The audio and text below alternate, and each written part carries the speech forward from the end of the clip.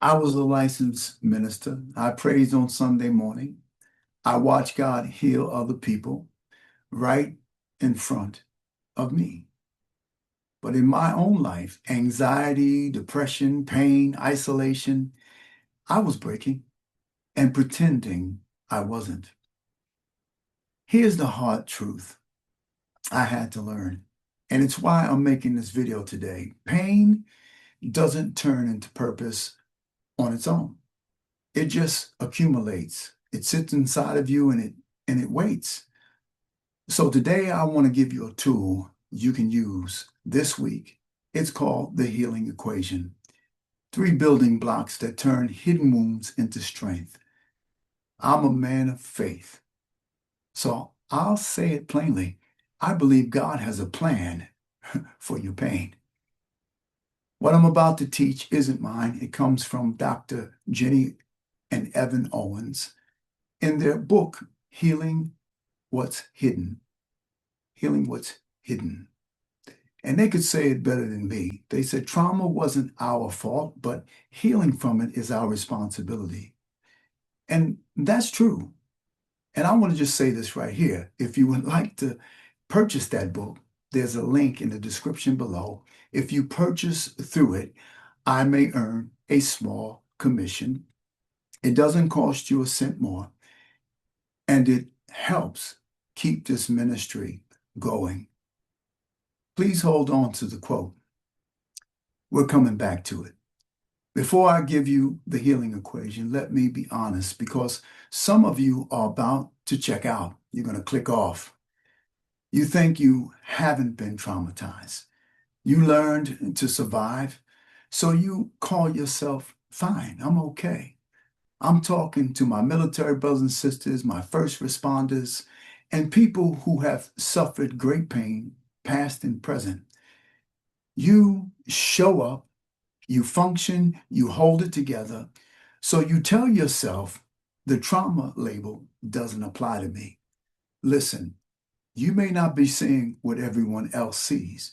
Trauma is a deeply disturbing experience or a series of them. Maybe you were abandoned, abused, surrounded by addiction. Maybe you went to war. Maybe, well, you lost someone close to you. Maybe you lived next to someone who did. Because I want you to know trauma doesn't stay contained, it spills over. So if you're thinking this doesn't apply to me, stay with me.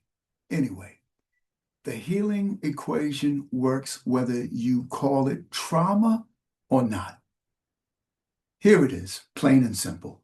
Safety plus stability plus support over time equals healing. Three building blocks. Time is the glue. And here's the part nobody wants to hear.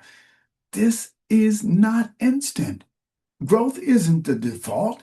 It takes conscious effort, acknowledging the pain, understanding what it did to you, and doing something about it. The first block we said is safety.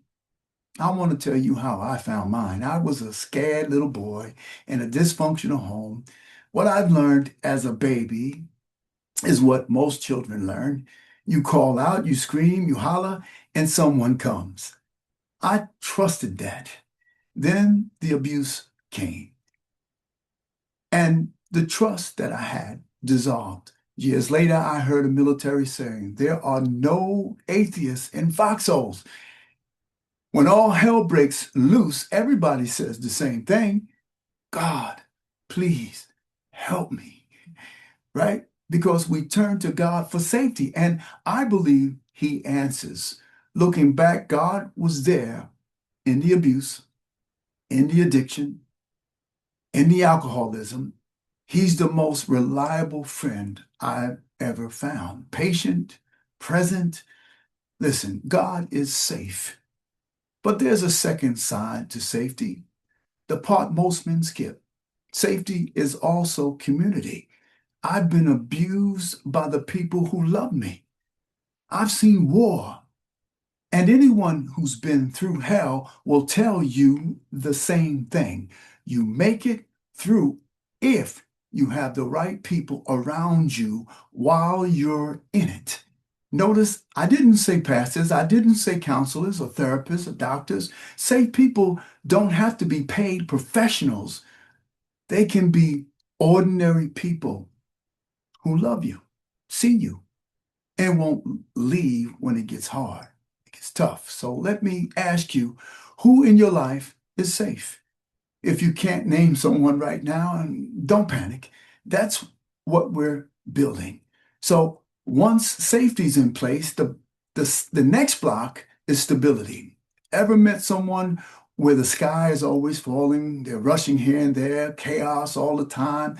That's survival mode. And survival is not the same as healing. Stability is a predictable state that lets you improve your life. It's routine. It's a runway that you need to shift from surviving to thriving. One simple way to gain stability to start like a hobby or something, right? Something you do on purpose, not escape, right? Something you do, fishing or the gym or woodworking, gardening, cooking. It doesn't have to be big. It just has to be yours. Here's the hard part.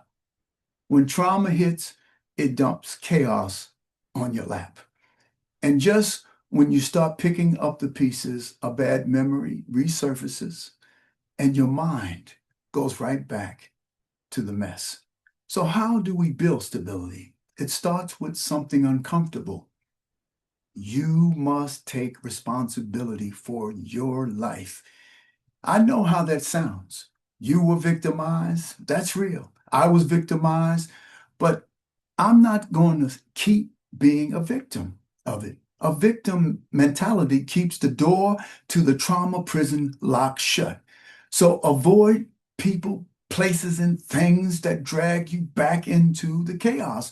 Make wise decisions. And when you're confused, ask God to help you and go to your safe community and ask them. And here's what nobody warns you about. An old friend or family member will show up and bring chaos back. Don't be shocked. Ask the safe ones, should this person be inside the walls of my life? They'll tell you, so listen, safety first, then stability. Now the third block is support. When you start becoming stable, you become dangerous to the enemy's plan. Those of you who've been to war understand this. The enemy has one objective: to kill you.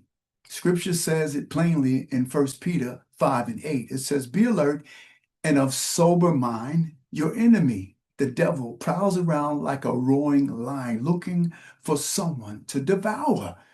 Satan doesn't just want to wound you, he wants to isolate you because a wounded man alone is easy to finish off.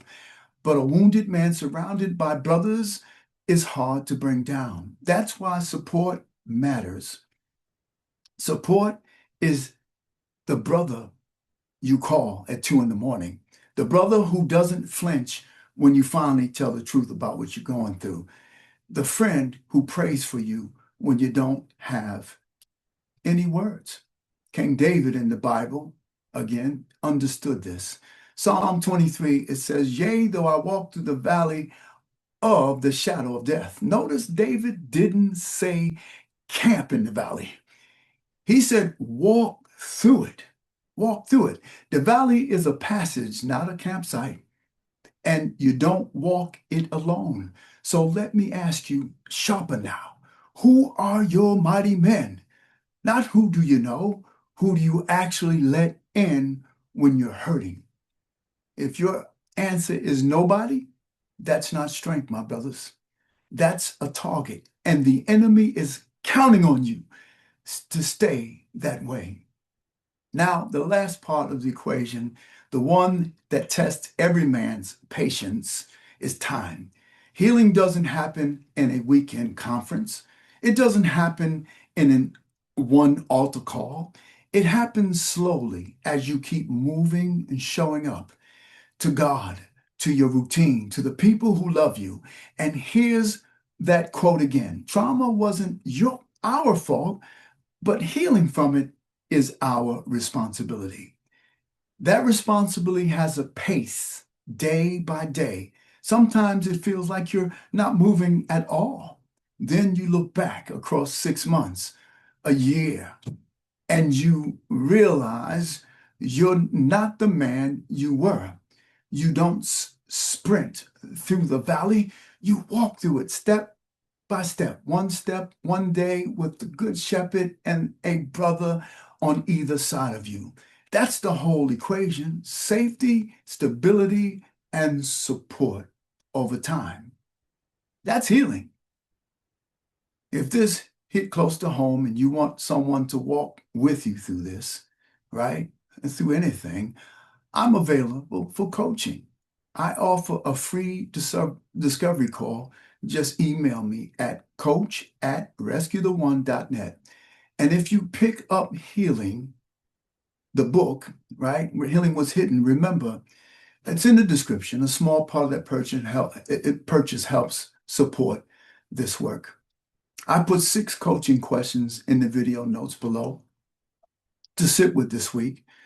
I'm asking you to subscribe, like, and leave a comment. Who's your safe person? Or if you don't have one yet, tell me you're ready to build a relationship. You're not broken. You're wounded, and wounds can heal. You don't have to pretend here. This is Rescue the One.